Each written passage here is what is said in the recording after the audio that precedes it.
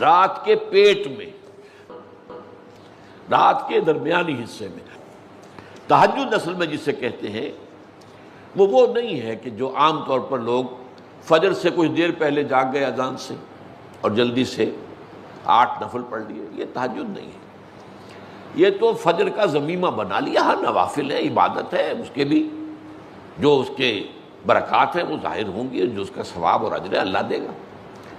لیکن اصل میں جسے تہجد کہا جاتا ہے وہ رات کو سو کر پھر اٹھنا، نیند کو توڑ کر، اور پھر سو جانا اور پھر اٹھنا فجر کے لیے۔ جوف کہتے ہیں پیٹ کو، کسی شے کے جوف اللیل، رات کے بطن میں، رات کے درمیان میں، یعنی نصف رات گزر جائے اس وقت سے انسان جو ہے وہ نماز پڑھے، اور پھر ثلث رہ جائے تو پھر جاگ جائے، پھر سو جائے، اور پھر اس کے بعد اٹھے فجر کے لیے اور سنتیں پڑھے اور آئے مسجد کے اندر۔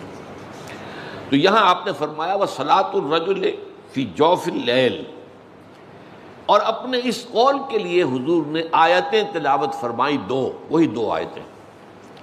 یہاں یہ سورہ سجدہ کی آیت نمبر 16 اور 17 ہیں۔ تَتَجَافَىٰ جُنُوبُهُمْ عَنِ الْمَضَاجِعِ، اللہ تعالیٰ اپنے خاص محبوب بندوں کی یہ صفات بیان کر رہا ہے کہ ان کے پہلو اپنے بستروں سے علیحدہ رہتے ہیں، رات کے وقت جاگتے رہتے ہیں، بستر پر لیٹیں گے تو سو جائیں گے۔ تتجافیٰ جنوبہم عن المضاجع یدعون ربہم خوفا وطمعا، وہ اس وقت اپنے رب کو پکارتے ہیں، دعائیں کرتے ہیں، خوف کے ساتھ بھی، اس کے مواخذے کا خوف، اس کے عذاب کا خوف، اس کے باز پرس کا خوف، اس کی ناراضی کا خوف، جہنم کا خوف، وطمعا، اور طمع کس کی؟ اللہ راضی ہو جائے، اللہ کے اجر و ثواب کی بھی طمع ہو، لیکن سب سے بڑی طمع کیا ہے؟ اللہ مجھ سے راضی ہو جائے۔ اس لیے سب سے اونچا مقام یہی ہے، رضی اللہ عنہم ورضوا عنہ، اللہ ان سے راضی ہو گیا، وہ اللہ سے راضی ہو گئے۔ یہ باہمی رضا ہے، بندہ اپنے رب سے راضی رہے، وہ رہے کہ تسلیم و رضا، جو بھی دنیا میں آ رہا ہے اس پر شکوہ، اللہ کا شکوہ زبان پر نہ لائے۔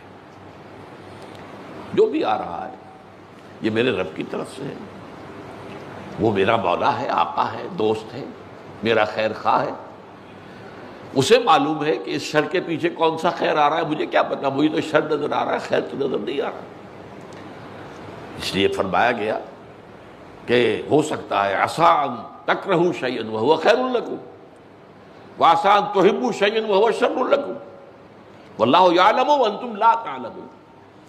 ہو سکتا ہے تمہیں کوئی چیز بری لگے حالانکہ اسی میں تمہارا خیر ہو، عین ممکن ہے تمہیں کوئی چیز اچھی لگتی ہو حالانکہ اس میں تمہارے لیے شر ہے۔ اللہ جانتا ہے، تم نہیں جانتے۔ اس کیفیت کے اندر دنیا کی زندگی گزارے، اللہ تعالیٰ آخرت میں اسے راضی کر دے گا، اللہ اس سے راضی ہو جائے گا۔